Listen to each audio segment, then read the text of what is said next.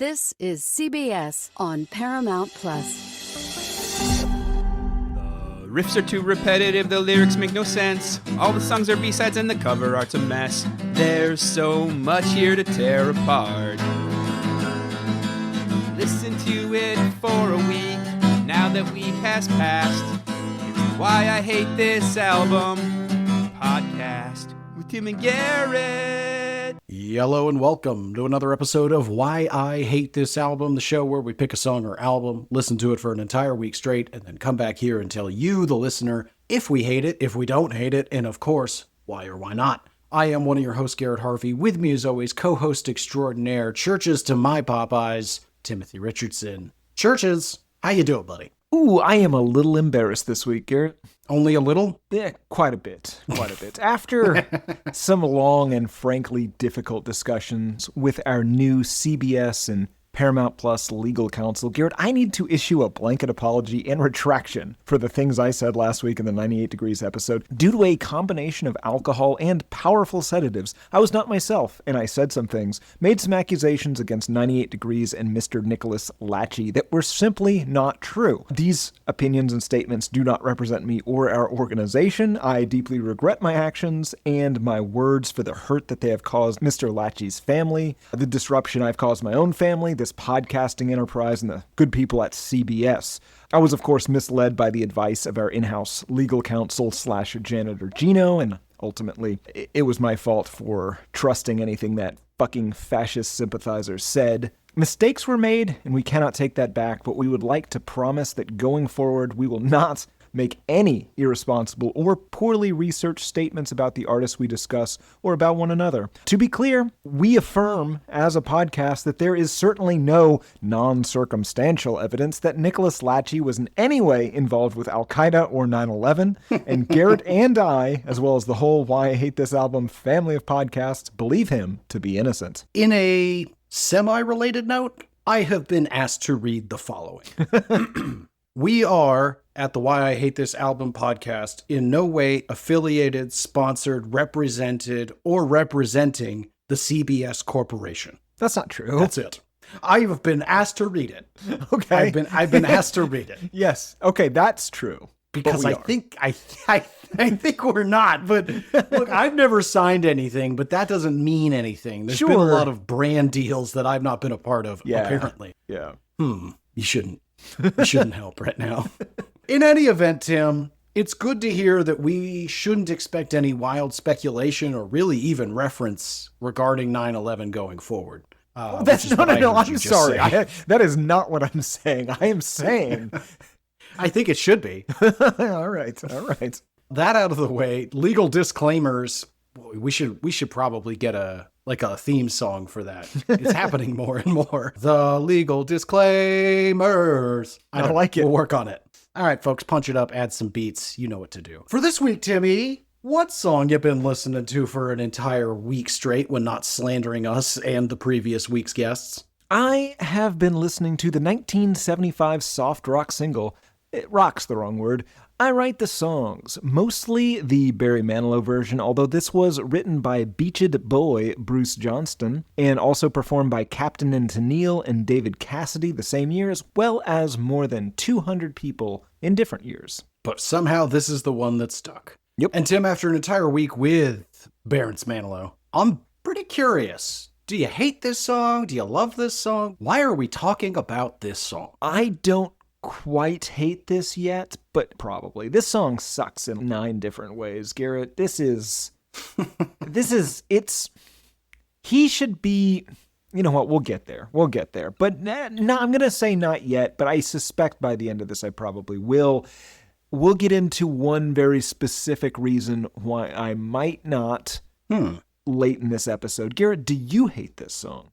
No, I'm baffled by it. Because I know how it did, kinda. I don't know how it did. I know that it was popular. Spoiler alert. It's popular. And I do not understand why at all. I don't hate it, but this might be a first on the show. I don't hate it, but I really, really don't get it. Yeah, this feels like the Winds of Change to me. Or, Winds of Change by Scorpions, because I hate the word the. Because that song too was like mega popular, and it's lame. I understand why some of Guns N' Roses' singles, both the rock ones and the ballads, were popular. It makes sense. But why this? Yeah. We'll get into it, though. We will. But before we can, Tim, I'm super curious. Prior to this week, do you have any history with Barry Manilow or this song? Oh my, yes, Garrett. As far as I know, the first time I heard this song was when I was but a boy of 15 years old. It was March 3rd, 2001. As a nation, we were nestled between the horrors of YTMK and 9/11. Damn it. Garrett, I went to the Having Houston... just escaped the robot uprising, thinking that brighter days were ahead, only to see those bright days cast a shadow in the shape of a 787. How poetic, Garrett. I went to the Houston Livestock Show and Rodeo, already a huge fan of cowboys and an even huger fan of the possibility of seeing a man mangled by a beast. This year had featured artists such as Hank Williams Jr., Alan Jackson, Diana Ross, Alabama, Destiny's Child, Robert Earl Keen, 98 Degrees, Kenny Chesney, Brooks and Dunn, Def Leppard, and on the penultimate day, Garrett, Barry Manilow. And of course he was magnificent. He played Mandy, and Could It Be Magic, and Copacabana, all the hits before ending on I Write the Songs, which made a huge impression on me at the time. I remember thinking to my 15-year-old self, God, this sucks. What a dickhead.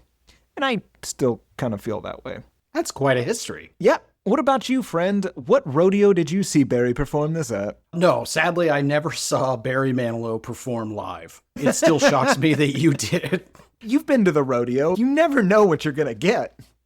You have no idea. You could get Barry Manilow, for God's sakes. It makes me laugh so hard. So the artist lineup you listed, was that all 1 year? Yeah, that was all 2001.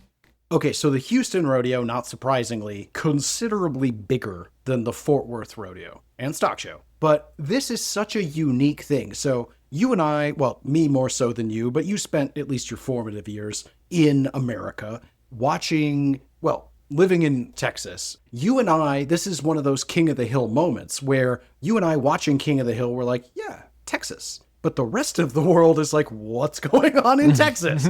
And so just you describing, you went to the rodeo that year, as you do, and you saw that myriad of performers. I, too, went to the rodeo every year and would see God knows who. Now, because it's the Fort Worth rodeo, you'd get somebody different every night, but you would not get near the lineup you just described. But I did, in fact, get to see also Def Leppard, which is hilarious to me. And what I'm really curious about now is there's a very good chance that I could have seen Barry Manilow, but was like 17 and was like, Barry Manilow? What? No. Going out to the Midway. I'm going to go win a giant legally distinct Scooby-Roo. And drink from this bottle surreptitiously hidden in my boot. And drink from these series of poorly fastened Ziploc bags inside of my Wrangler jeans. Don't give me too much credit, Tim. Don't give me too much credit. If they check, they'll just think it's my balls. My huge, watery balls. It's a liter of Jack Daniels. Yeah. And it's just my leaking. ball sack, weirdo. Your ball sack's leaking, sir. It's leaking Jack Daniels. Your testicles smell terrible. So that's my history with Barry Manilow and the rodeo, I guess.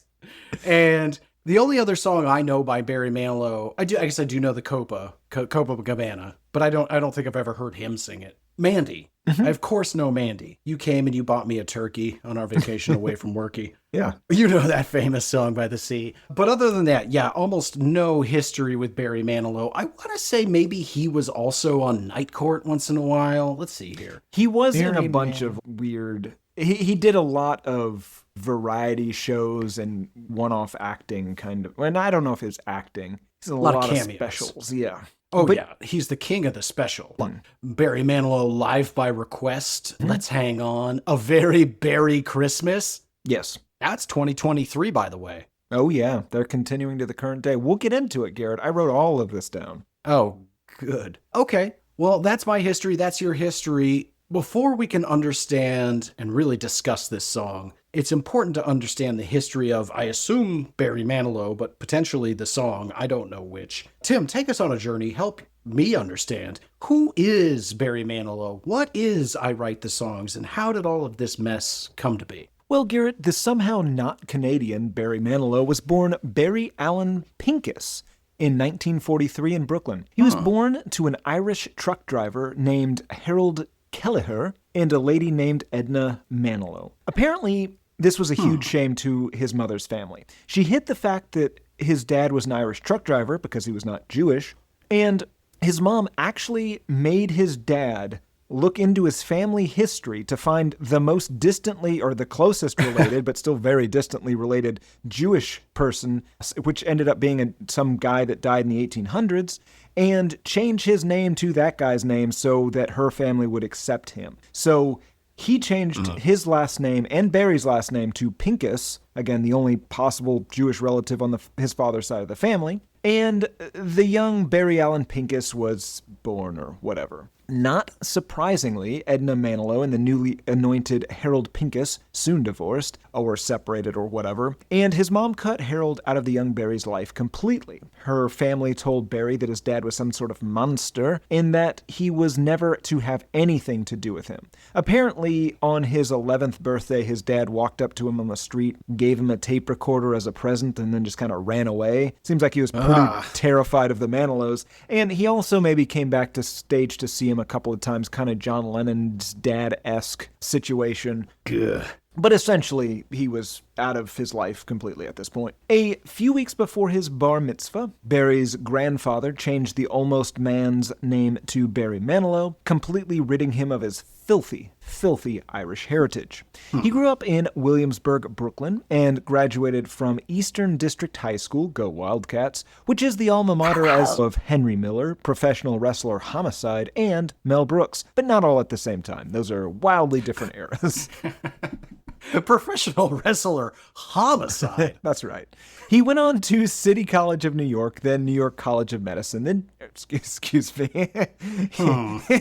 then New York College of Music, then Juilliard for a bit, all while working at the excellent CBS Corporation to pay for school. He also married his high school sweetheart, Susan Drexler, from 1964 until that was annulled a couple years later. More on that later. CBS's Bro Herod,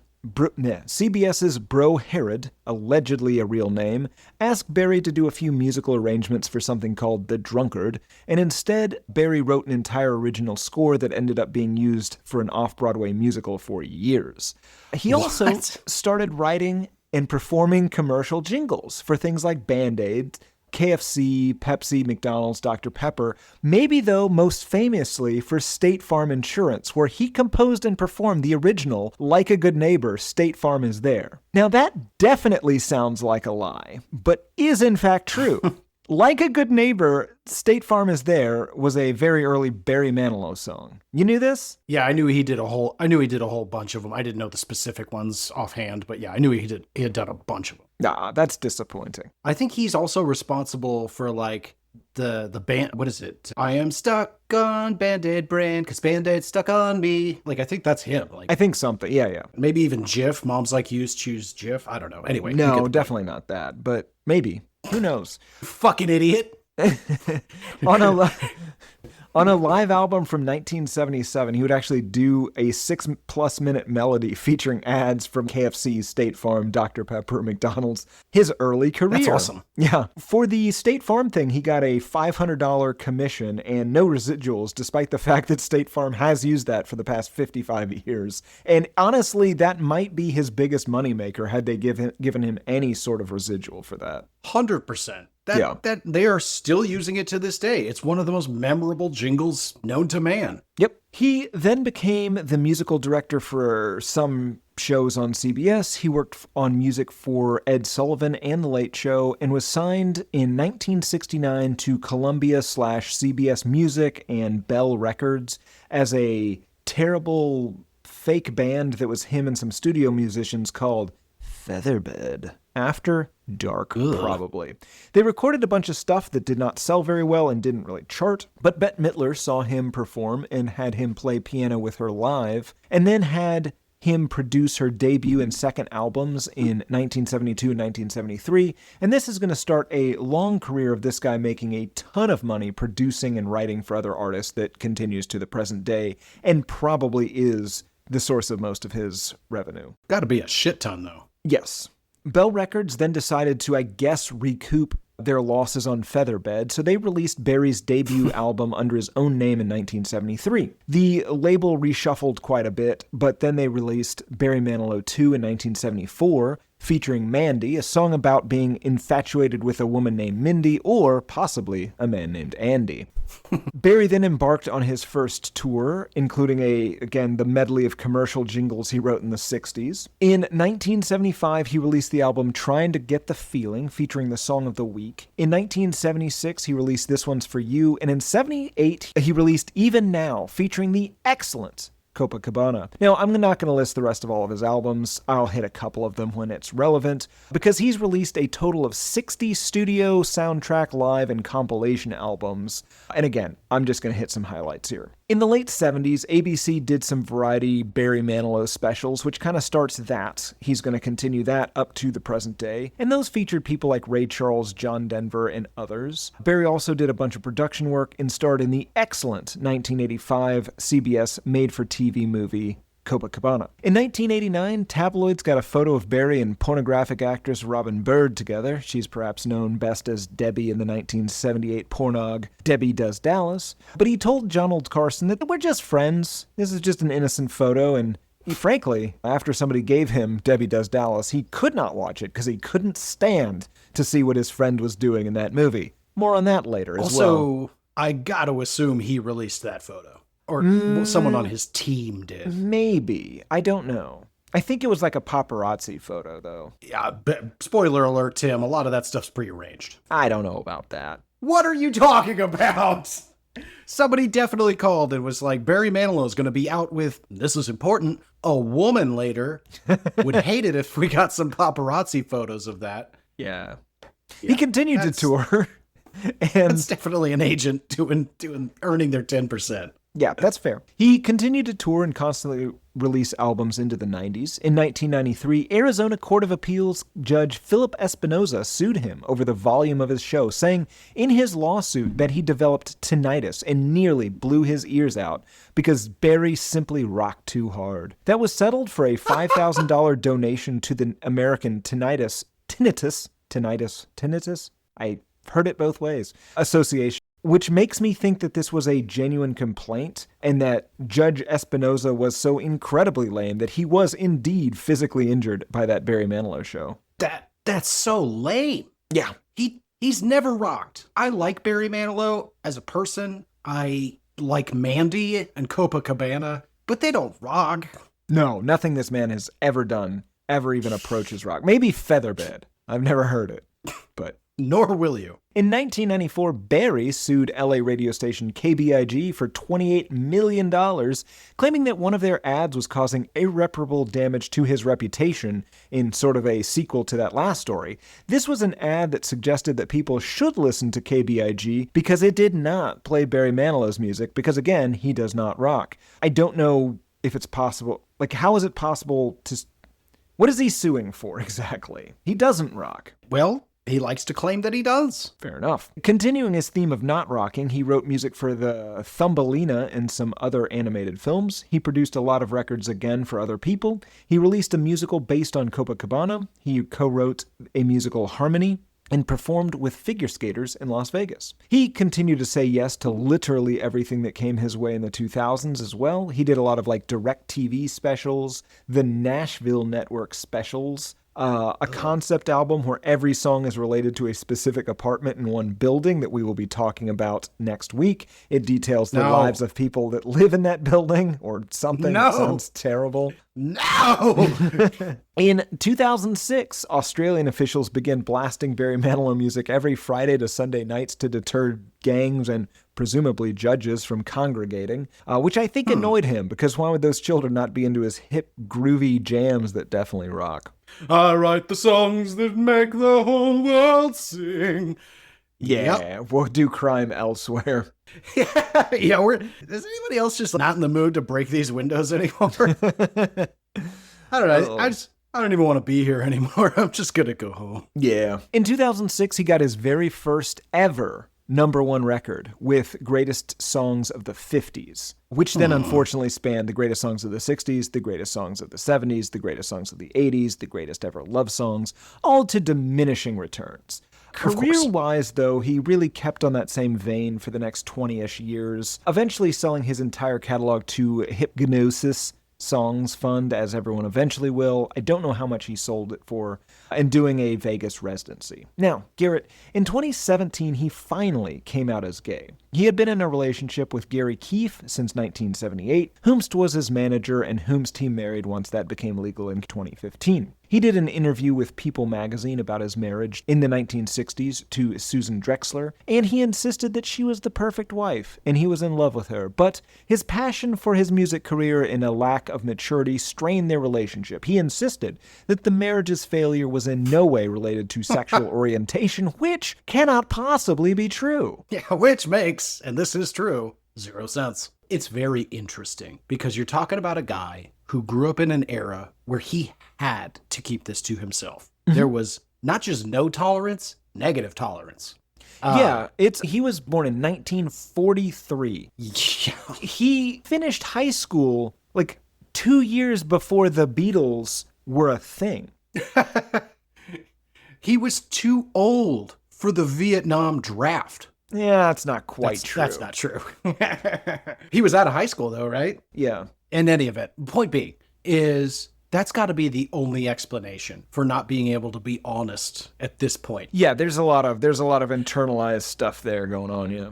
Yeah, like just Barry, it was because she was a lady. She was a gross, nasty lady, and then she didn't have any of those cool guy parts you like. It's okay. Yeah, nothing wrong with that. It's okay. Yeah. Yeah. We all don't care. But yeah, it's fascinating that even now, like living in today's society where for the most part people are pretty chill with gay people, it seems. I don't read a lot of letters to the contrary, but for the most part, at least compared to when he was growing up, he still has to hold on to that like, well, no, that marriage didn't work out because we were young and immature. He also said he was very surprised that his mostly female fan base was supportive of his marriage. He assumed they would be disappointed that he was gay, which is even crazier because when the news finally broke, he was a 75-year-old weird little gnome man, and also everybody knew the whole goddamn time. Yeah. He was slightly less gay than Liberace.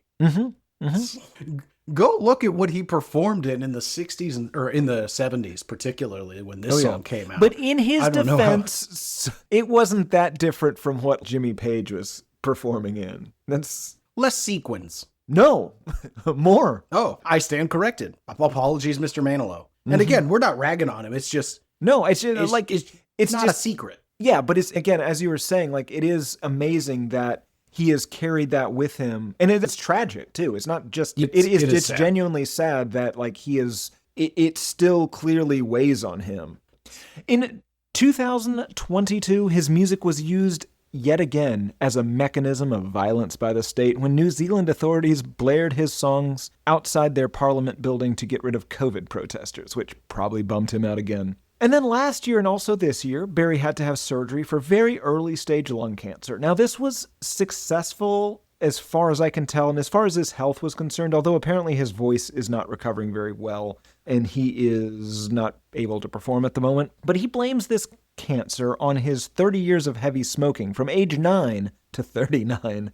And also I've seen him smoking in 2008, so I don't know. I don't know. It might be one of those drunk cigarettes don't count kind of situations. I don't know. You survived lung cancer. This count. Oh, this is still pre. Yeah, this is well before. Also, Garrett, he claims he's never gotten Botox pumped into that paralyzed mask of a face he has. But again, he does admit to having a facelift at some point, and after that, just a little bit here and a little bit there to keep that face tight on that skull. But again, it's weird because he'll admit to half of it. Yeah, he's a man of 80%. Like, I've come to grips with 80% of my life. Other 20%, I'm just going to lie vehemently for no apparent reason. Yeah, it gives him the ability to be like, I'm as vain as anybody else. Well, not anybody else, but pretty vain. But he's like, I'm pretty vain, but I'm like celebrity vain. I'm not crazy vain. Yeah. That's why I got to hide the rest of this. Now, I like Barry Manilow. Not musically, of course, but anytime I've seen him on anything, seems like a very nice man. I think he looks too much like Martin Short. He does look a bit like Martin Short. That might be why I was surprised he wasn't Canadian. Although if you look at the latest photos of Bradley Cooper after his not plastic surgery, he's starting to look like Martin Short. So I don't know what's going on. Yeah, it's bad. Do we all just end up looking like Martin Short? That can't be the case. I hope so. God, fucking Steve Martin turned 80 the other day. Oh. Yeah. That's the number where I start to go, you old. Yeah. But anyway, I gotta say, like, I hope to be disabused of this theory, but I feel like Barry Manilow is hiding something because the pattern we're uncovering here, Tim, is very similar to something I know you and I both implemented in our childhoods. Admit to the small lie to hide the big lie. Oh, yeah. That's a classic. Yeah, so like I feel like in every one of these situations, he's, oh, yeah, I smoked. Only for 28, 30 years, though. Yeah, so like what you're worried about is that he's going to come out and say, for example, yeah, occasionally I go to Asia to try some, they have different meats over there that I kind of like, just like a little something different, a little something exotic. And you're like, okay, so he's talking about like parrot or something. No, he's talking about man. Yeah, exactly. So, or he can't admit to smoking those last 8 to 10 years because around the time he was touring, multiple people were found burned to a crisp near Barry Manilow concerts. He's like, I can't let anyone know that I had a lighter at that time. Somebody might begin to suspect. I was smoking men. After a while, I thought, no, this tobacco is pretty good, but what if I were to smoke a man or woman? I could smoke with a woman. Not if I was young and immature, but sure now. I could set a woman ablaze and inhale her essence. Anyway, Garrett, peace and chaos be upon you. This got weird. Yeah, chaos and Manilow to you. Yeah, unfortunately, if you'd have just snuck that in, 30 seconds sooner, we all could have been spared what I just said. But here we are. In any event, Tim, great history. That is to say, it's over. Before we get into the song itself, let's give everybody a little taste-a-roo, folks. If you've never heard it, and unless you're Tim, I honestly wouldn't be surprised if you haven't. But here it is, Barry Manilow's version of I Write the Songs.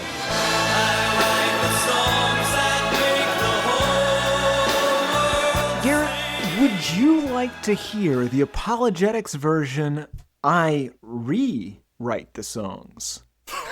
No. Oh. Do I have a choice? If I have a choice, no. We're going to listen to it. If it helps, Garrett, this comes in right before Abraham Amazed, the parody of Maybe I'm Amazed by Paul McCartney. Abraham amazed by the way I need you. Do. Anyway, Garrett, that's not what we're doing. Can we do that instead? Absolutely not. I Rewrite the Songs by Apologetics. I rewrite the songs, I praise the Lord's mercy. I wish this bit would die.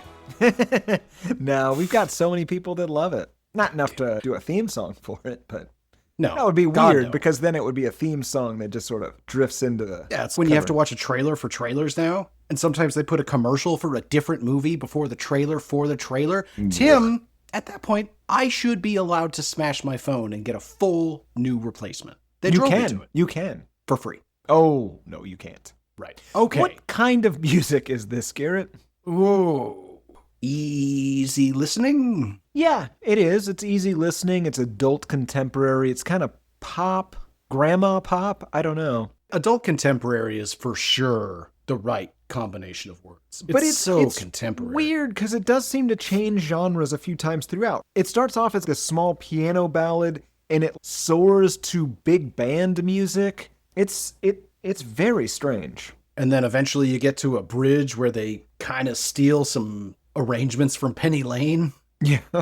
Yeah. Including big triumphant trumpets. Mm-hmm. But we'll get there. It's hard to pin down exactly, but at the end of the day, it is just a wet fart. So I'm going to say adult contemporary. That's fair. This was originally written by Bruce Johnston of the Beached Boys, and it's long been rumored to be about Brian Wilson, like his take on Brian Wilson's songwriting. I agree with that. But it's not. He claimed that this was about God. He said, I write the songs about Brian Wilson. I wrote it about where music comes from. For me, music comes only from God.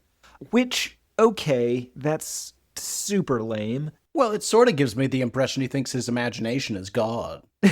That's also true.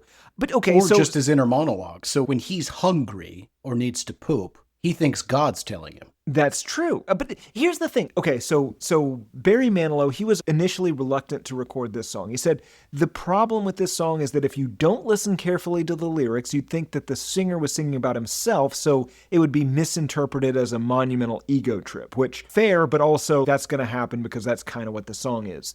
But he said, listen, I don't feel weird singing it, especially because it's not written about me, because it's not about me. It's about the spirit of music. The first line is, I've been alive forever, so it can't be about me. So this is apparently either about God guiding your music or the spirit of music also guiding the music. Something that's always been there, forever, preceding man. It sounds like he's describing some sort of shitty avatar spirit that lives in a glowing tree and contains all the art and music that has always existed as the sounds of the forest before humans were there. So I don't know. It's fucking stupid. It's the force, but it's a musical force. Yes, but I love that he's claiming that that's less of an ego trip, because it reminds me of when Christians claim to have, I'm very humble. This isn't about me. This is about the creator of the universe that wants to play with me specifically. And that's far more egotistical. It's saying that's way worse. Yeah. No, this isn't about how I'm the greatest songwriter ever. It's not 1,000 times the braggadocio of a rapist in the guise of Frank Sinatra. This is instead about how I'm the greatest, about how I currently at least embody the spirit of all music and how literally the entire concept of music inhabits and runs through me. Like, I am the vessel that holds. Fill me to the brim. Yeah. Right, Musical which is Gaia. So much more of an ego trip than if this was just a song about how you specifically have written the best songs ever. Yeah, instead you're going one level up and you're saying, I am the chosen one. Yes, absolutely. Through me, you shall hear the greatest song in the world. Okay, so Tenacious D might have done a version of this later. Very similar vibe. Yes, but this is so sincere. Yes. That's I think what I have the biggest problem with is just how sincere this is sung, right? There's like a lot of Sinatra stuff is kind of sung with like a little bit of a tongue-in-cheek kind of thing, and this just doesn't have that. It's just too earnest. It's too earnest. I completely agree. Too vulnerable, too corny. I came up with a very different reading. Well, not very different, a slightly different reading when we get into the lyrics themselves. But I want to talk for a minute, and we're going to talk about how it did later. But just saying blanketly, people were into this. Oh, yeah. Big time. I don't, like, who? We'll get into this. This was I think that it actually sort of became a parody where, and in my searching for information about this song, I came across a very consistent theory about what this song is actually about that I'm going to read some YouTube comments later on. I'm going to read some songfacts.com comments. I'm going to read a Reddit thread on the Full House subreddit. What? That I think is going to recontextualize this into something more insane. God, I hope it's what you thought it was, because it can't be. There's no way. But yeah, this became a parody. There's a Full House episode about this song, essentially, from what I've gathered. Is Barry Manilow on it? I don't think so. I have not seen it, but it's about one of the kids trying to sing this to Bob Saget or something. I really don't know. I was not interested at all in what the episode was about. I was interested in what some people in that subreddit thought the song was about, and we will get there. Interesting. I just did a quick search to see if he was on any memorable sitcoms, and the 2 hits I got were Murphy Brown in 1993. Is and that then a a decade sitcom? later. That's a great point. I don't know. It was like the sitcom version of what's his face? He became ultra conservative. Dennis Miller. It was always just about the like, can you believe that Bishop Desmond Tutu's gonna be here? And you're just like, is this a joke? Is this a history lesson? And then the second one is Will and Grace in 2003 in the episode entitled Manilow. Interesting. Now that again makes a lot of sense. I could see he feels like a How I Met Your Mother, a season dedicated to this guy or something. I don't know. I would imagine it like the way I would get Manilow in there is one of the characters who you'd least expect. Who you'd least suspect is like a secret Barry Manilow fan. But then that's got to hurt poor Manilow. He's catching strays his entire career. He is the punchline to when anytime anybody needs to be like, oh, you know what sucks? Barry Manilow. Yeah. Yeah, but he kind of did that to himself because he is very consciously chosen to be a crooner, but a very soft and gentle. He's the Frank Sinatra for the elderly woman who Frank Sinatra was just a little bit too much for. Like it's almost like he stepped into Liberace's shoes a little bit. He's there at the piano, but he's a little toned down, but he's one generation later, maybe 2, sorry. I don't know how old Liberace was. He seemed old every time I saw him. He sorry, you saw Liberace? No, not personally. Oh. Just, for some every reason, time we went over to his house for dinner. What? Yeah, and I never tell you I grew up going to Liberace's house? He's my uncle. Okay. Yeah, Uncle Libby. Fred or Bethesda's sibling? I'll give you one guess there. I honestly, I don't know. I can't. Fred, it's your brother. Come here and give me kisses. Oh, God, he was a disturbing man. Yeah. Okay, that's... We've really not even talked about. I don't even know how to describe this. Okay, so that's the musical style. That's a little bit about the man. We've given a few interesting basic theories about what this could be about. I will mention, as Tim said, there is a slow but strong build to orchestral's the wrong word, but a very big crescendo that has horns, piano, strings, both harp and violin, before we kind of transition into what I would call... I think it's a straight ripoff of the Beatles, but we'll get there. It's a stylistic nod, at least, to 60s Britpop. That's got to be true. Yeah, but you're right, though, that it does sound... It's a legally distinct Penny Lane. Thank you. Okay, you want to get into these lyrics? Absolutely. Great. I've been alive forever, and I've wrote the very first song. I put the words in the melodies together. I am music, and I write the songs. Let's stop right there. Now, as Barry pointed out, first line, I've been alive forever. So it's not about him. It's about the spirit of music or whatever. I prefer, Tim, and this is going to get a little specific, and it has something to do with what I've been watching, but I prefer to think of this as an apocalypse-like mutant that has conquered societies throughout time with the power of music. I love it. So sort of like you're combining the vampire Lestat, or whatever his name is, with apocalypse. My next note is, side note, the vampire Lestat, the book and later TV show, might straight up be from this. So you're on my wavelength, my dude. 100%. I love it. And I'm just going to let you know, your theory is not the internet's theory. The internet's theory is weirder. I can't wait. I cannot. But I love it. Yes, I have written down here some sort of musical vampire ?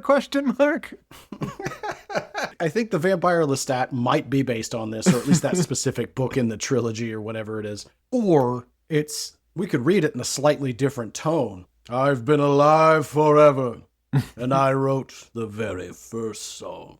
I put the words and the melodies together. I am the music, and I write the songs. I don't know what we're picturing here. Is it sort of everyone in the town comes to the square dancing and with frivolity and then murders themselves at the feet of Apocalypse, or as the case may be, Barry Manilow? It could be. Is it could a also Pied be Piper like off a cliff? Yeah, like something like that, or maybe he hypnotizes the whole crowd with the music, and then he chooses one of them to crack their face open and drink that steam. Drink the whatever. what now? Their steam. Breathe their steam. See. Their essence. I see. I don't know about all that. Alternatively, he could conquer an entire world with music and not kill everybody. They're just drones and zombies, and he's running an entire society that serves him, hypnotized by his music. And now we're thinking that Jonathan Davis is the J-Devil is the voice for this. Fucked me. All right, song continues. Song continues, and it is a full, boring, crooning, I write the songs that make the whole world sing. I write the songs of love and special things. He's talking about sex. I write the songs that make the young girls cry. What? I write the songs. And this is where I have a problem with his take that if you've listened to this song, there's no way you could think that it's an ego trip. Because sure, there's some verses that imply that it's about some sort of vampire apocalypse situation. But given this chorus, there is no way to hear this and not have it sound like the world's biggest cunt bragging about how he's the greatest, right? This is the kind of thing that an in-character Muhammad Ali would be like, well, that's a bit much. Steven Seagal wouldn't go this far in bragging about himself. I write the songs that make the whole world sing. I don't know if you've ever heard my song, Punani. It's gross. That's only half the name, right? I don't remember. It doesn't matter. The name Punani's in it. It may as well be titled Sniz. So let me give you an alternate reading, Tim. What if it's not Apocalypse or an apocalypse like Rise? What if, and this is going to scare the pants off of you because it's possible. What if this person isn't saying, I'm going to hypnotize you or whatever? They're just going to become so popular and rise to a level of influence like, I don't know, we'll say somebody like T-Swift. And suddenly they just declared themselves in charge. And to have any of their followers siege anyone who disagrees. Interesting. I'm preparing for a coup is what I'm saying. I think if Taylor Swift wanted to, she could make her followers run like those kids from Weapons, like directly into enemy fire. Exactly. Yeah. Protect me, my Swifties. Yeah, and then I can just see that. run human shield style directly into 50 caliber artillery lines. Yes, but they would put their arms back like that. I don't know why they would, but they would. I've never seen something that so simultaneously made me smile and let me know, well, this isn't good. Yeah, I think there's a lot of ways. It's a posture thing where it's the kind of thing where you see somebody's posture like that's playing a zombie in a movie, and you can instantly tell like just something's off there. It's sort of like an uncanny valley kind of thing of just like that's not how people like are shaped. Yeah. It's very nobody would purposely stay in that position, but very few things simultaneously make me chuckle. Yeah. And also go like, I hope they're not running towards me. Well, yeah, that's because no good. That's the thing. I would never have made that choice because in my head, I would have been like, well, that looks stupid. Everyone's going to laugh at that. But it works. Yeah. God, it works. Yeah. Alrighty. Back to this song. My home lies deep within you, and I've got my own place in your soul. Now when I look out through your eyes, I'm young again, even though I'm very old. You're right. It sounds apocalypsy. It definitely makes it sound like he is either that kind of thing or like he is in communion / controlled by one of the great old ones, some kind of elder god that predates all of these modern religions. The kind of thing that really demands a blood sacrifice and isn't going to chicken out at the last minute on Mount Moriah and then pretend it was all a goof. Wasn't a goof. Right. Wasn't a goof. We upset the old ones that day. They have a taste, and it must be satiated. Yeah, I completely agree with you. This is either some sort of apocalypse that's looking for a new vessel to reign over humanity, or classic vampire, or, as you said, somebody in communion with, checking my notes here, the old ones. Yeah, I believe that is what you said. And yes, is seeking to control humanity. Again, though, through music. Yes. Now, I think every time, we oftentimes will say, and then he does a chorus, and then they do a verse, and then they do the chorus like 6 more times. I think you should do the chorus every time he does, to just explain how goddamn repetitive this is. The number of times I write the songs, how many times is that said in this? At least 20, right? Let's see. It's 4 per verse. Per chorus, at least. Actually, no, it's 5. It's 5 per chorus, because he doubles I write the songs, and there's at least 1, 2, 3, 4. It's at least 20. Yeah, and then in the outro, he says it at least one more time. He says, yes, he does. Yes, he says, I am music, and I write the songs. Dude, you're 100% right, though, and we're going to spare the wristlers. You are one of the old ones.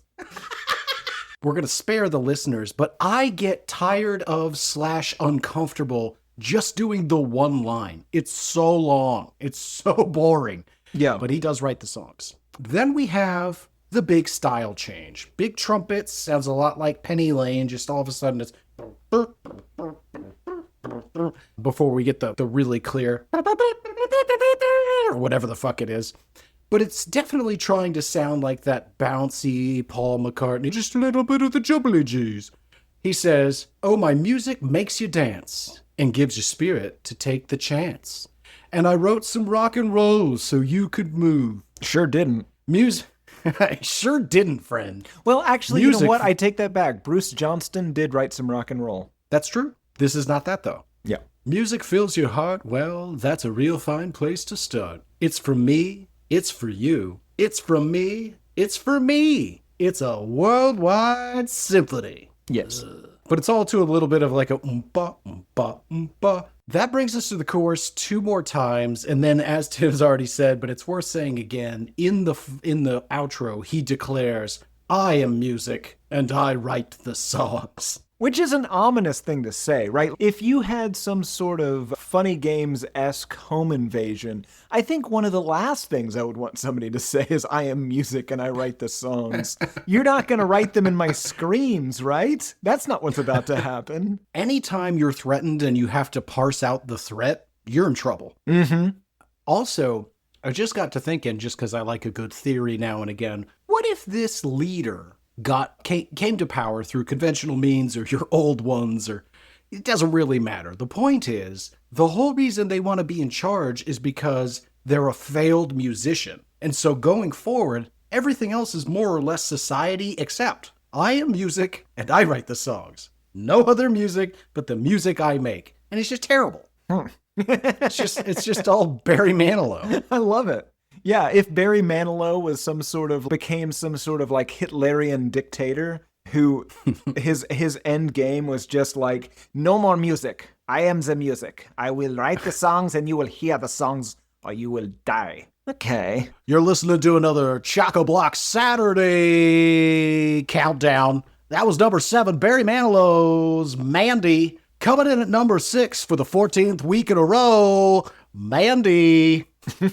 I love it that it's not even different Barry Manilow songs. No, it's just 3 of them. No, it's all Mandy. Welcome back to the Sunday Mandy block. We've got a listener. Listener, what can I do for you? Hey, Kurt, first time caller, long time listener. Can I get a request on the line? Sure thing, buddy. Love to hear it. What can we play for you? I don't know if you've got it. Could you play Mandy? In luck, friend, it's all we've got. We all wish we were dead.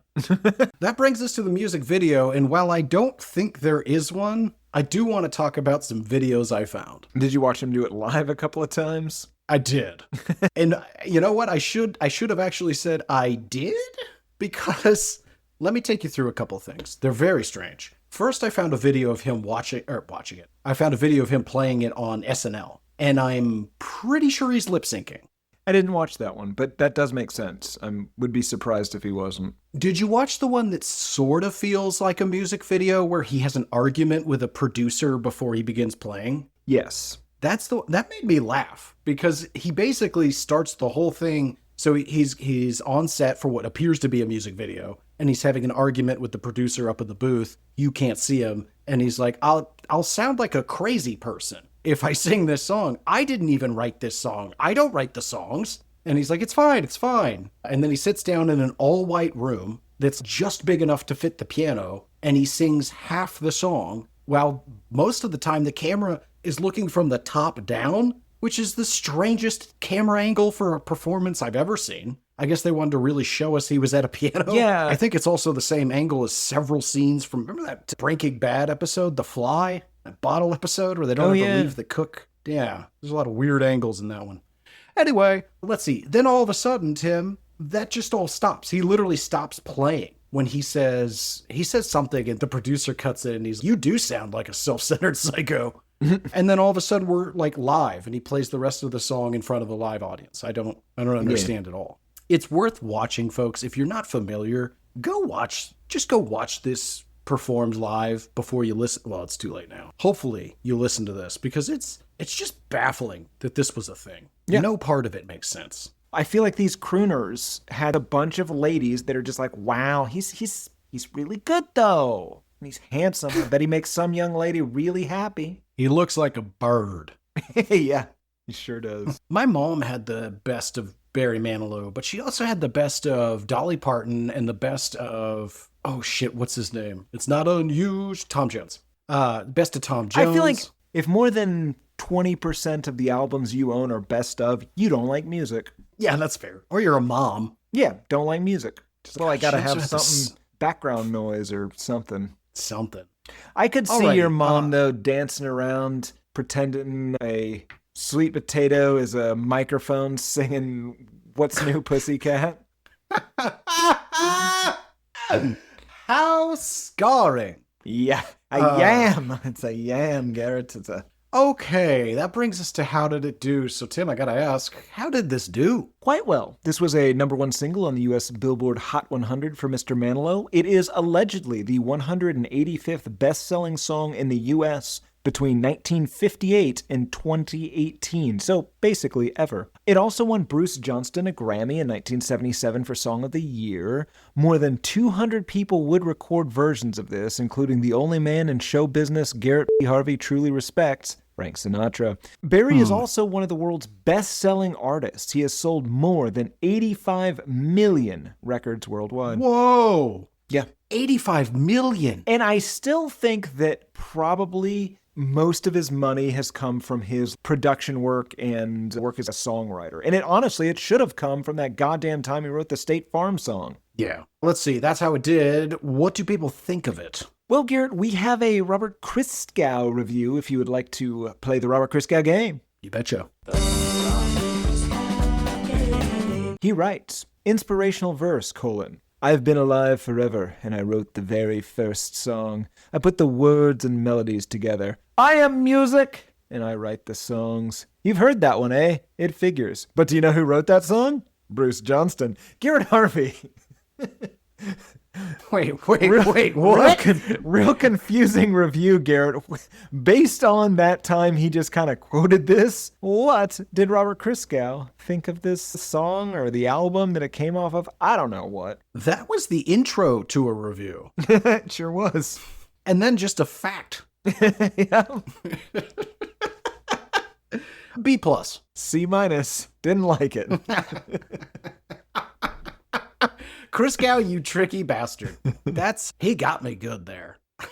That's so weird. Okay, well, that's what a professional lunatic thinks of it. What do the average Joe think of it? And I'm excited, Tim. You've built this up. There's going to be quite a reveal in here, hopefully. Mm-hmm.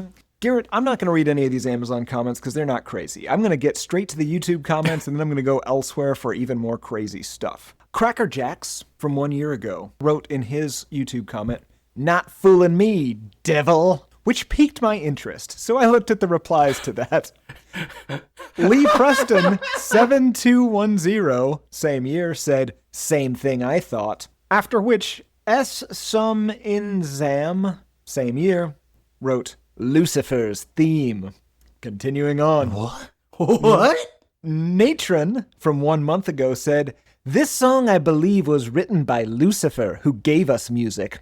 It's still beautiful, though." Who? What? Wait, This song, what? I believe, was written by Lucifer, who gave us music.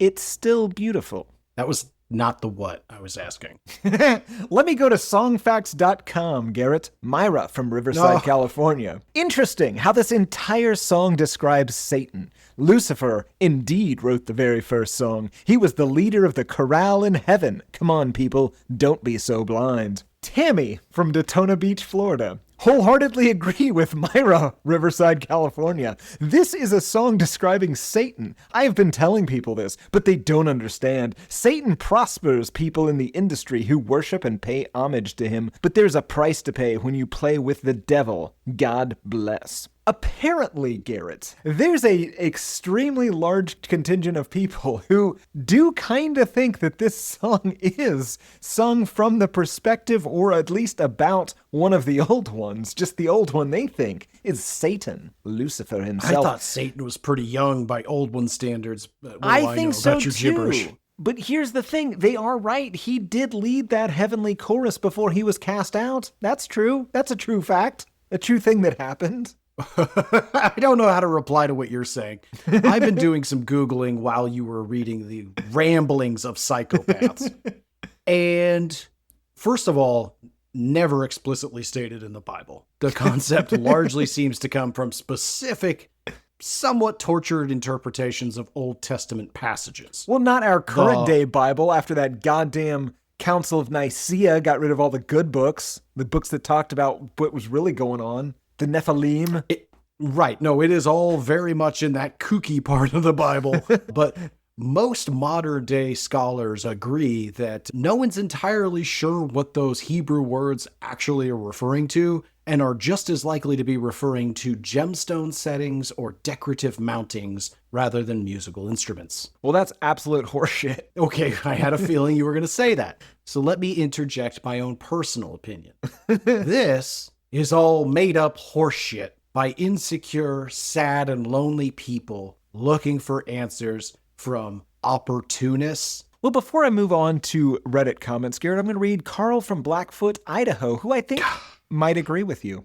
No, oh, okay. I truly believe what Bruce said about who writes the songs. Music comes from God, not the devil. Perhaps there are some evil songs God gave permission for the devil to author, but I Write the Songs is not one of them. I have seldom heard a more inspirational song from God than that one. I write the songs that make the whole world sing as brothers and sisters united in love. This reminds me of how the world will be when Jesus returns. Only God could put those words and melody together. God is music. What an amazing song. So I think that's what you were saying, the same thing that Carl from Blackfoot, Idaho was saying? No, but I can get more on board with his position, but still, folks, can we just canon with the God and Satan nonsense? Well, let's move over to Reddit, Garrett, at r/Full House. Jesus. This is cryptographer. Wait. OK4053. Full House the show? Yes. This is from Come on, man! this is from 2 years ago. Well, hold on, before you read this, how did you get here? I was Googling some stuff about Satan and this came up. Weirdly non-specific. Well, some songs, some information about this song and Satan specifically. Okay, you All know right. what? Don't tell me more. This Reddit comment says, "This song is Satan speaking." Bruce Johnson learned from Brian Wilson of the Beach Boys, who became possessed when he wrote music. Read the lyrics. Christ is Lord and coming soon. Repent. He loves us all. That was from 2 years ago. From 1 year ago, in response to somebody that was confused by that, cryptographer OK4053 said, "I think I got the song you mentioned in your post confused with the Barry Manilow song. I wrote all the songs." And then he continues, read the lyrics to that if you haven't. Many believe it's written from the perspective of Satan. Brian Wilson was channeling spirits to write his music, though. Stay safe, my friend. Our Messiah is within us now, but soon he will be here face to face with us. I know you feel it in your spirit. We are at the end. Take care. See you in heaven. Ugh. Now, he didn't write any more because he has joined some sort of asteroid or spaceship following an asteroid, presumably. Yeah, that is some crazy cult speak. I get so freaked out, and that's why Mormons scare me, is that their whole thing is just, soon this will all be over. You're like, wait, what? Yeah. You're way too excited about the end. Yeah. That's because it's an opportunity for a new beginning. Yeah, boy. Yeah. It's not, though. It isn't. You're not going to get your own planet. Here's the thing. Maybe it is. Live your life as if it's not, because maybe it's not. You fucking lunatic. Yeah. Those were reviews. I won't call them great. Listen, is that not fascinating that across multiple platforms, like there's a large contingent of people that believe this song to be either about or written by Satan himself, Lucifer, Garrett, the leader of that heavenly chorale. Listen, I'm in no way insulting your reporting skills. I think you've gone a bit far afield of the intention of the segment, and that's okay. I still enjoyed it. My follow-up question, and maybe our Christian or formerly Christian listeners can fill me in, hatePodMail@gmail.com. Why? Okay, if Satan created music, which is insane, is all music evil? Or just this one because he must have written this song for no apparent reason? Write in. Let us know. hatePodMail@gmail.com. Okie dokie, Timmy. That brings us to... Who is this for? Lame people, Garrett. Lame people and people that have way too much time to think about the devil. I'm going to say anybody over the age of 35 in 1975. Grandmas. Certainly grandmas. Sure, but I think people were a lot more lame back then. Or I should say, I think there were more lame people. Yes, there were that's less true. cool people. Fair enough. Alrighty. Final thoughts. What have we not said about it? We've been all the way through it. Do you feel any differently about it? Anything stand out? Garrett, I love the idea that this song is about Satan as the first musician and how his music is maybe his way of destroying us all. That's obviously not what this song is about, but it definitely should be. No. I want this to be some sort of weird companion piece to Sympathy for the Devil that references a bunch of theology that is quite foreign to me. Yeah, that would be great. But instead, it's just kind of a droning, boring ballad. Yes. Performed by Barry Manilow. So, Tim, I gotta ask it. Do you hate this song? I think I do. I think that I hate it as written. I hate it as performed by Mr. Manilow at the very least. Because as you said, this is just, it's boring. It's just not very good. It's just not very good. Yeah. What about you? Do you hate this? Did you get there? I could talk about Satan for a little while longer if you're not there yet. I'd prefer if you didn't. I got there. I hate this song. Yeah, it's boring. It sucks. It's not even that long. I think it's about 4 minutes. And every time, if I'm checking to see how much is left in a 4-minute song, you fucked up. Yep, absolutely. Alrighty, that brings us to listener mail. Would you like to go first or should I? I think we've got a couple of 1-2 hot ones today. So, Garrett, I do have an email because my pool toys are deflated and I'm worried what else you're going to stick that knife into if I don't. So I do have an email. This is by Frank, and it's entitled Belly Button Tattoo Information. Great. Been waiting for this one. Hey, Tim and Gerber. I was listening to your Cisco thong song pre-episode and heard you talking about Cisco's sun tattoo around his belly button. It made me laugh because I actually have the exact same tattoo. In fact, pretty much everyone in my family does. We're Samoan. What? Now, here's the thing. His email account does include a photo of him, not Samoan. Just throwing that out there. Tattooing around the belly button is actually pretty common in Samoan culture, as painful as it is. It's part of our traditional tribal tattooing. In my family, we were taught the belly button is a sort of third eye. The idea is that this eye can see things we're not otherwise meant to see, like the sun.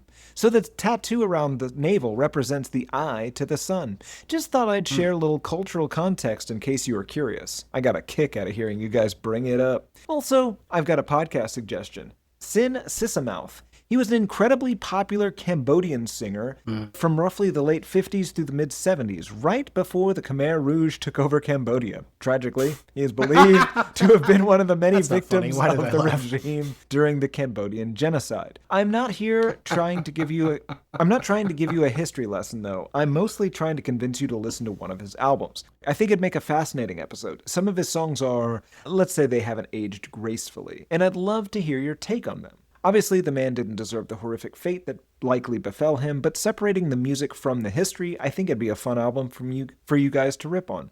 Anyway, really enjoy the episode, and I'm looking forward to next week's podcast. Best, Frank. And then he gives an email or a website. I'm pretty sure he's not Samoan. Just gonna throw that out there. Also, Garrett, I'm pretty sure this guy sings in Cambodian, so I don't think we can do that. Because I don't speak Cambodian. Frank, we don't speak Cambodian.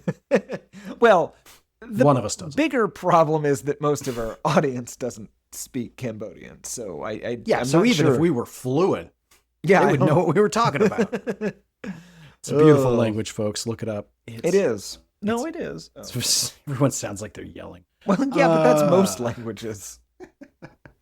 Yeah, that's probably not going to happen, Frank. Yeah, but we'll listen to it. I'll give it a listen. I will, because I'm interested to know if it's just a man singing in Cambodian, and if you thought that was going to translate in our show. In his defense, we could probably get a bigger Cambodian audience if we catered exclusively to Cambodians than we have now. Absolutely, but at what cost? We'd have to learn Cambodian. Frank, write in hatePodMail@gmail.com, and I'm not trying to put you on blast, friend. Are you Samoan? Because Tim tells me you're not, and I'm inclined to believe you, a complete stranger. I'm just saying I've seen a photo of him, or an alleged photo. Maybe he's writing from somebody else's email account, but then I also... That's weird. It is weird, and I also looked at the website he specifically gave us. I'm pretty sure he's not Samoan. We'll see. Maybe he had the wrong website in his clipboard. I've done that, right? You think you got it saved there in the old Control-C, and then you hit Control-V, and it's a totally different pornography. Or anything, but more times than not, yes. Garrett, do you have an email this week? Or do I need to stab some things you love? No, I prepare for the show. My email is from a man named Carl, with a K. Is this the surgeon? Yes. Good eye. I love Carl. Carl's great. Yeah, I do too. He's very funny. I will not try to do a terrible Carl accent. But he says, an important update on Cisco the Scorpion, which... In. Whatever that is, I'm in. That is as far as I had read up until this moment. Carl writes, Dear butt-whiffing nerds. Oh, that's tough. I haven't been in touch for some time. You will, of course, remember me as the surgeon from the UK who often listens to your music choices while operating to prepare myself for your upcoming parties. Bad for the patient, bad for me, bad for the staff. Thank you both so much.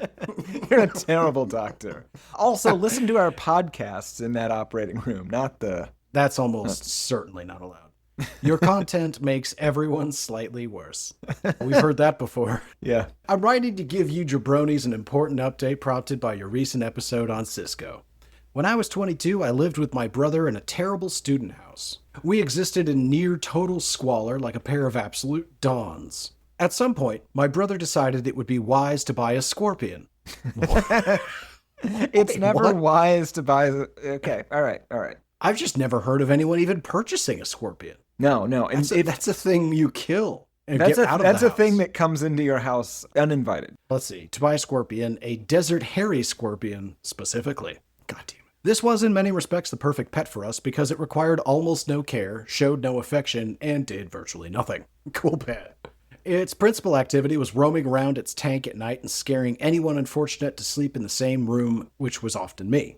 It never escaped, but it maintained the constant suggestion that it might. We even built it a little house to shelter in, which it steadfastly refused to do, presumably because it thought we were idiots. We sold it to a really strange guy in a reptile shop when we left that house for the summer holidays, and when we got back in the autumn, he told us he'd sold it. It died.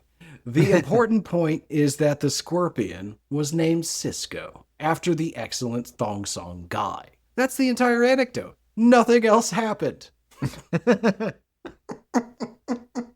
Who writes that? I would also like to add that Garrett is a G-bag and Tim is a sucker. Aw. Shut up, idiots. Carl, the mega legend. I like like being Carl. Called a sucker, but like all the Well, other stuff. You are a sucker, though. Soul sucker. Alrighty. That brings us to music news of the weird. Tim, you want to go first or should I? Oh, I definitely want to go first this week, Garrett. Show me what you got. Music news of the weird. In formal moral paragon of this show news, Lena Dunham has adapted the excellent film 10 Things I Hate About You into a Broadway musical with Carly Rae Jepsen for some reason. A rebellious musical about growing up, discovering yourself, and refusing to live by others' expectations. Among the crushes, cliques, and teenage angst, two sisters set out to define themselves on their own terms. Sounds pretty great. It is unclear why Miss Dunham is involved in this at all. 10 Things I Hate About You is notably a kind of adaptation of Sir Francis Bacon's Taming of the Shrew, which was itself a play. I don't really have much more on this. I just think it's very strange. Why on earth? Who's tapping her for this? Yeah, it does seem like an odd pairing. Given the age bracket, she almost certainly grew up watching it on repeat. So perhaps she's just very familiar with the text. I'm sure. But for that matter, if that's the only sole qualification, they ought to hire you. Yeah, I love that movie. Tim can watch that entire movie, T to B, including the early production cards, and literally say every word of every character. It's creepy. Yes. And I do frequently, but I won't now. It doesn't have a cast, as far as I can tell. It has a director, choreographer, and producer, and it is set to premiere 1 year from yesterday. And one can only hope that Joey G. Levitt and Julia Stiles will be involved in some way, because they were magical in that film. R.I.P. Heath Ledger. What? Oh my God. Recently? No. We don't have time for this joke. Okay. What other news? Do you have any news this week? What news do you have, Garrett? Dude, I have so much news. Oh, that's good. Yeah, I don't even know where to start. I have so much news. We'll start with the least interesting and go up from there. So in this seemed inevitable news, Tim, are you familiar at all with the forthcoming Beatles biopic? Yes. Directed by Mr. Sam Mendes, the crew has been spotted filming outside of the historic Abbey Road Studios in London, including a recreation of the celebrated Abbey Road album cover, for which the band was photographed on a nearby pedestrian crossing. Now, the reason I wanted to include this story, because it's one I looked at the photo, and I think we might be too close to this. I'm not sure we'll be able to enjoy these movies. I think we already know too much. That aside, I had no idea it was 4 movies. Four is too many, I think. Each member gets a movie, is the idea. So it should be 3. I was going to argue it should be 5. Show me the Pete Best cut. Yeah. Epstein could have a movie there. That guy. Wait, what? Brian Epstein. Oh, sorry. In 2026, if you say That's Epstein. Fair enough. You know what? That was on me. Brian Epstein. Jesus Christ. Alrighty. Anyway, I'm curious. Do you remember that audiobook we read? Oh, yeah. I think it was narrated by Alfred Molina, but it was like 1,000 pages. Yeah, it was very long. That was one that I actually bought on CD and ripped to iTunes. I remember. One, it was 2007, so you didn't have a lot of options. But yeah. Also, I think about that book and I'm like, what are you possibly going to show me in this movie I don't already know? Yeah, that's true. I want to see John Lennon grab that boob. Oh, God. That's probably going to be one of the major outcomes of this, is people are going to be like, he was a cunt. Yeah. Yeah.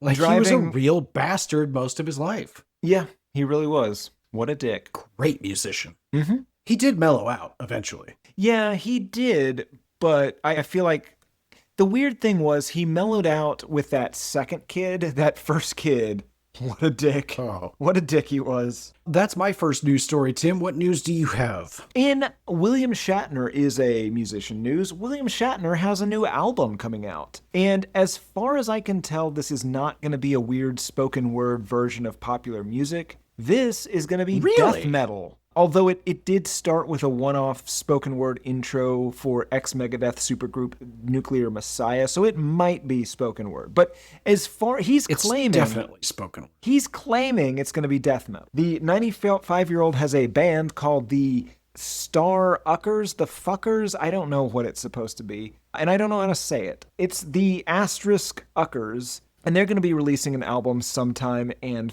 the near future, and which is going to feature a couple of Judas Priest covers, but they will also be performing at Riot Fest in Chicago on September 20th. Tickets now on sale. As part of his rider, he has demanded an unconscionable amount of Fago, an intro video from Guar, the renaming of a boat in his honor, the right to co-anchor a weather segment in Chicago the day before, a DeLorean, and an assortment of adorable puppies. Sorry, an assortment of adoptable puppies. Is any of that true? Yes, all of that's true. Well, that's all things that the news has reported. I don't know if it's true. That's fair. That's a complicated rider. Yeah. Just the logistics of getting a 95-year-old man anywhere, let alone onto news segments. And he recently fell off a horse and injured his shoulder. I think he had to have shoulder surgery after falling off a horse. He went to space, Garrett. Well, sort of. He did go to space. He went to where air gets thin. He went to real high up. Yep. Fair enough. God, that's so crazy. I saw he had a new album, but I just assumed it was the same bullshit he always does. It very likely could be. It's gotta be. But presumably there will be death metal behind it. Correct. Anyway, Garrett, more news from you. My next story, Tim, is in Courtney Love is still one wacky gal news. Yes, she is. Wacky gal. Miss Love recently posted a life update on Instagram that was as long as it was rambling, announcing her next solo album that she finished and after she quote-unquote almost died in the process of recording it. She said, quote, "A lot of you have been asking where my record is at. My record is done. It's, kind of been done. It's a really good record. I put a lot into it." Love hinted at a series of health issues that had presumably delayed the record's release, saying, quote, "I went to England in 2019, and when I went there, my body exploded. It just exploded. I was in hospitals a lot. I almost died. I lost all my hair. I was about 100 pounds, and they told me I was going to die. And I didn't believe them." You should have. Now, when she says explode, I'm assuming this means she had diarrhea badly enough that she almost died and also lost all of her hair. I did more research than I should, and I will explain what was happening in a moment. Okay. Love said much of the album deals with the quote, and this is important, Tim, because I don't know what this means, the quote, pattern interruption, end quotes, of adults. The pattern interruption of adults, including the doctors who told her she would die. Quote, "I just didn't believe them. And somehow I got better, and now I'm amazing." Ugh, I hope, maybe she's trying to position herself as some sort of health guru now. Hey folks, health freak, Courtney Love here. You know me, treat your body like a temple. Anyway, kind of temple you let Billy Corgan Okay, that's almost certainly was bleeped. You better not have. I'm going to bleep so much of that. Yeah. Don't you dare. Don't you dare. CBS lawyers are going to insist on it. They don't work for us. I think we work for them. I think you are confusing cease and desist messages from the CBS lawyers as engagement from CBS on our behalf. They are against us. Anyway, back to Courtney Love. She did have a quote, I read this whole article with her, and she had this other quote that's not related to her. Sorry. First, most importantly, Tim. So I did some digging. I tried to figure out, what does my body exploded and I was told I was going to die mean? Best I can tell, she had anemia. Oh. Yeah. Okay. So I assume she got some iron supplements. Okay. Yeah. Anyway, I read this whole article with her where she'd been talking about her previous album, and she said, I thought this was a shockingly honest and very funny quote. She said, "In 2009, I put out a record. It flopped. It was spectacular, humbling. Playing a place called Pizza Hut Park at 11 a.m. while Limp Bizkit was headlining with 30 Seconds to Mars. That shit's humbling. I just need to understand how to do this." Yeah, that is humbling. And I'm pretty sure Pizza Hut, there's probably 1,000 Pizza Hut Parks, but I'm pretty sure there's one in Frisco, Texas. Anyway, so look out for that album here on the show, I assume. It's going to be not good.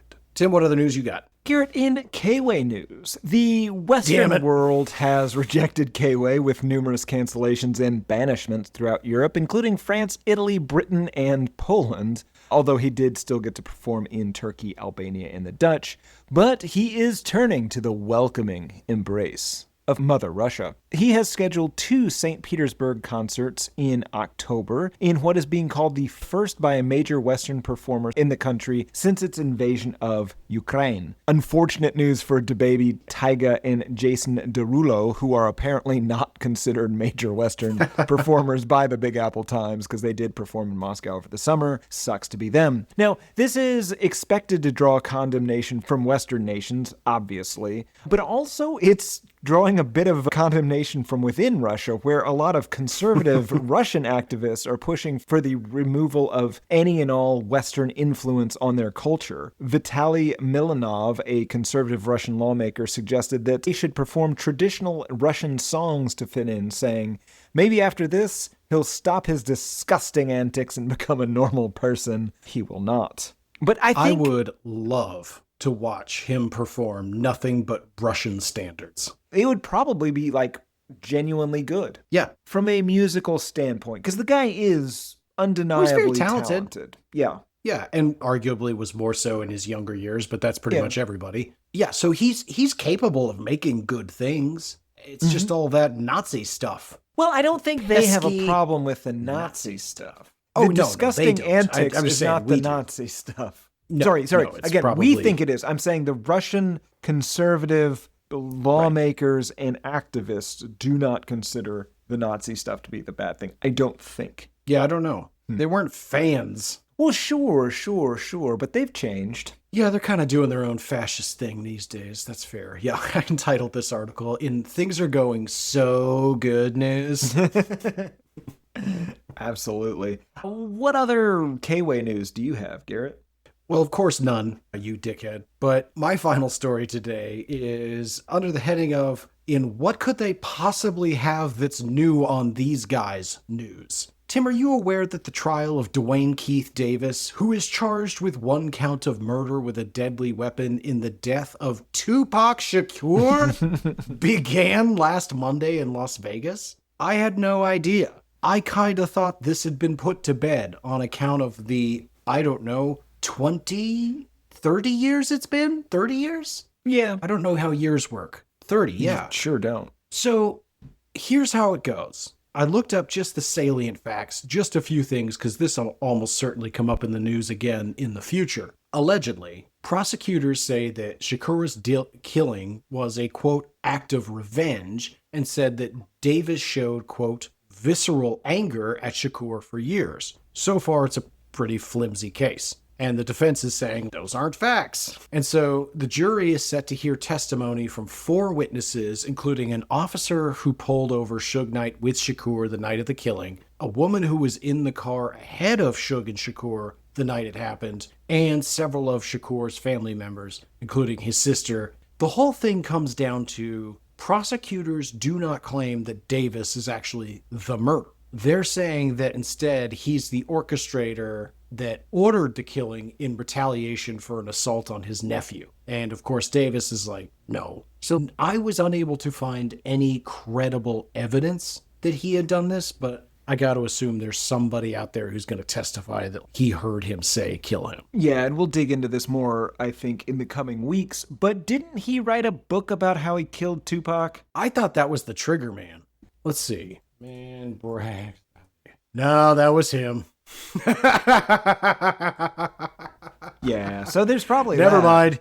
He's going to jail. That dude definitely bragged about killing Tupac. Yeah. Oh, he was a leader of the Southside Compton Crips, freely discussed his role in the shooting in various interviews and documentaries, and his 2019 self-published memoir called Compton Street Legend. Shall we go to jail? Oh, man. I think, though, That's- if you're not allowed to use rap lyrics in a murder trial, you should also not be able to use somebody's memoir, where they definitely admit to doing a thing.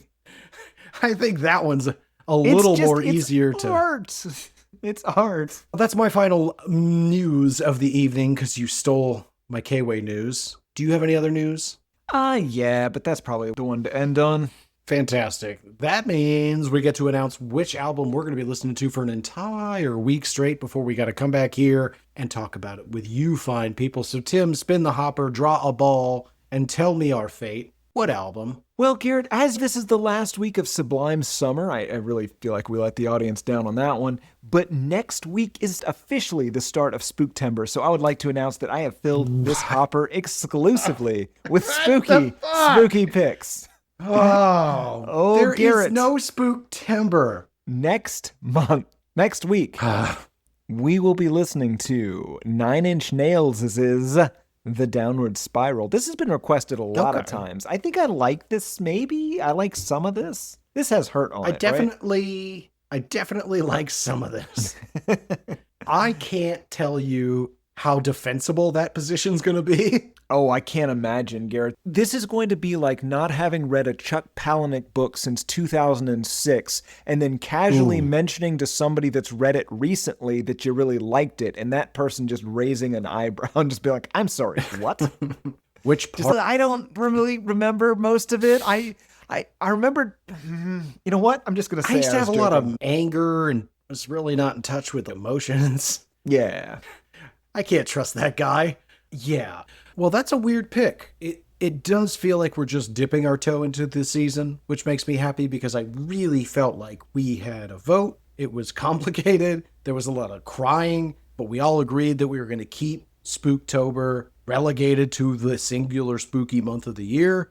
Oh, I did not agree to that. You definitely agreed to that. No. Through multiple means. And yet You here signed we are documents, in the you spooky cast month of votes. Spooktember. It looks like I won is my point. I lose a lot of faith in our institutions when you just continually erode norms that have served us well year after year. I feel like you're drawing comparisons to some things that I don't really want to be associated with, so I think we should just move on. Well, I don't. I think we should just get up to our waists in this. Talk please. about how you are deteriorating the very foundation of this show. No, thank you for Mostly not saying through democracy. Spooktember. Alrighty, folks, we gotta get the hell out of here. We gotta eat some dinner. So that's gonna do it for this week. We want to hear from you. hatePodMail@gmail.com or Instagram is hatepod. Twitter's album hatepod, although I haven't opened that in months. G Harvey tweets, again, haven't really opened that much in the last year. So really it's Instagram and the email. But we also have subreddits, Discord servers, but that's really more for you weirdos and less for us. So if you want to go talk about us talking about stuff, that's where you can go do that to your heart's content. But we really do want to hear from you. Tell us what you like, what you don't like, album suggestions, song suggestions, weird stories about the times in your life when you heard this music. Did you lose your virginity to Barry Manilow? Did you kill a man to Mandy? We want to hear about it. hatePodMail@gmail.com. Oh, Mandy, you came and I stabbed you in both eyes. And now you're crying both blood and tears. This upsets me. Is this you? Am I describing you, listener? Write in hatePodMail@gmail.com. But for this week, I have been one of your hosts, Garrett Harvey. I have been the other, Timothy P. Richardson, and on July 7th, 2026, Garrett P. Harvey shouted, "No, you are my burden, you burdensome piece of shit." That is both recent and contextually accurate enough for me to recall. You are the burden.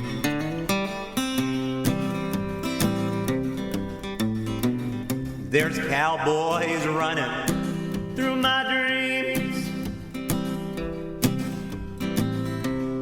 Nothing's quite the way it seems. I joined the Navy, got kicked out in a week. My facial features aren't distinct. Try to find some meaning in these songs. The genius is a genius, got it wrong. No, it's a lobster murder sex thing. It's the bleaching of the rear. A full assault on both your ears. The riffs are too repetitive. make no sense. All the songs are B-sides, the cover art's a mess. Listen to it for a week, now that week has passed. It's the Why I Hate This Album podcast with Tim and Gary.